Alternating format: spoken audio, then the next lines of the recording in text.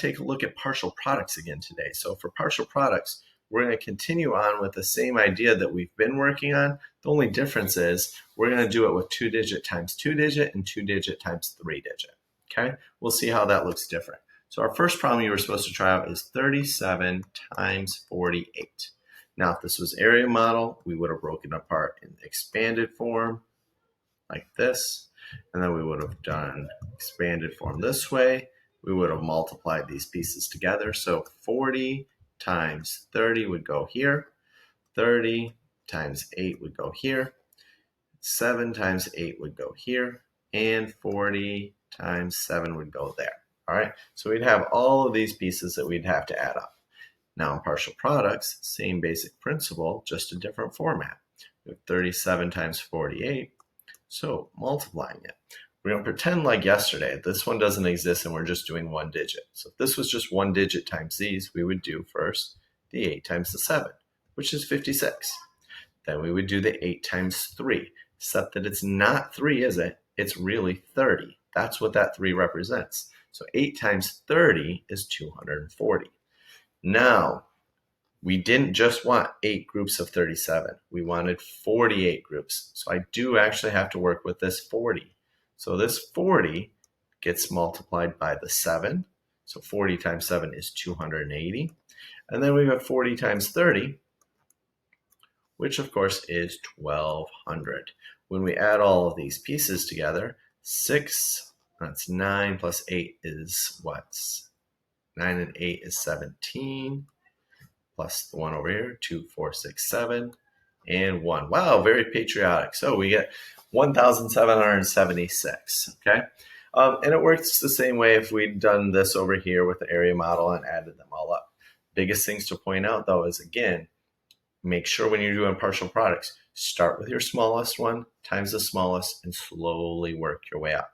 Do all of them with this 8 first before you start working with the 40.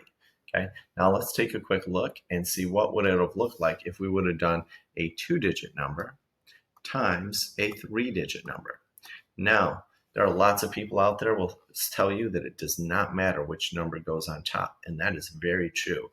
86 times 256 is the exact same thing as 256 times 86, at least number-wise for an answer. The only difference is my brain cannot handle having the smaller number of digits on top. It's just I've done math for too long for me to switch the way I do it. For me, the largest digit number goes on top. So when we multiply this, I'm going to do the same thing I did before. Pretend the 8 doesn't exist.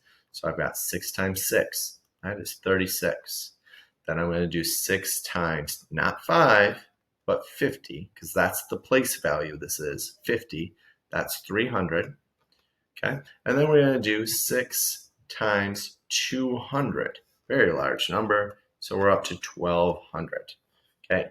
Now the reality sets in. We're not just multiplying it by 6, we're multiplying it by 86. So the 6 part is done, now everything gets multiplied by 80.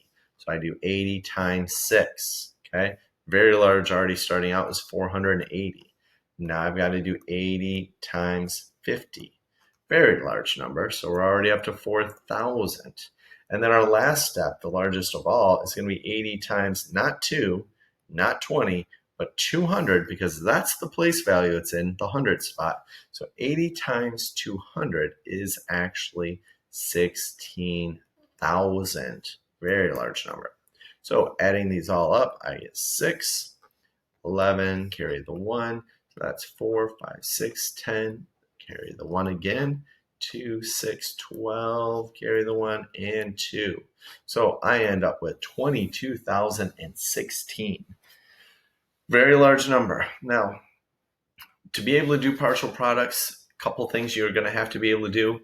One, you're going to have to stay organized. Place value becomes really important where you're putting these so you're not adding them up incorrectly. 2, you have to know your multiplication facts. If you are still struggling with them, I might not be assigning it, but you need to be practicing them.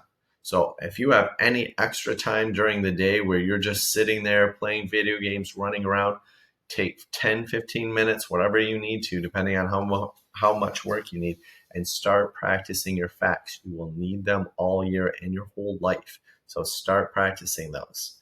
Okay. Outside of that, today, after you check your work, if things are not going well, don't just keep going. Please stop, come to office hours, ask for help. We can walk you through a step at a time. Okay.